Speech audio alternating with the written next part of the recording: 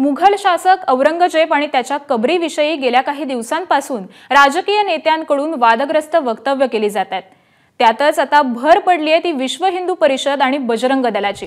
औरंगजेबाची कबर तातडीने हटवण्याची मागणी बजरंग दलाने केली आहे। या संदर्भात तिथीनुसार येत्या सोमवारी शिवजयंतीच्या दिवशी औरंग्याची कबर हटाव मोहीम सुरू करण्यात येणार आहे। औरंगजेबाची कबर न हटवल्यास कार सेवा करू असा इशारा देत 17 मार्च रोजी राज्यातील सर्व तहसीलदार जिल्हाधिकारी कार्यालयात विश्व हिंदू परिषद आणि बजरंग दलाच्या वतीने राज्यव्यापी आंदोलनाचा देखील इशारा देण्यात आलाय।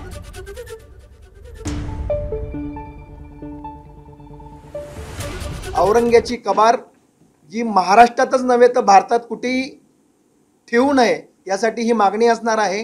या मागणीत आम्ही विनंती करतोय सरकारला की त्यांनी पुढील काळात शासनाच्या नियमात असून केंद्र सरकारच्या चर्चेतून ही कबर नियमानुसार काढावी। सरकारने जर काही अपेक्षित कार्य केलं नाही तर विश्व हिंदू परिषद बजरंग दलाच्या मार्फत औरंग्याची ती कबर आम्ही पुढील काळात सरकारला सांगून त्या ठरवून त्या दिवशी त्या कबरीवर कार सेवा करू।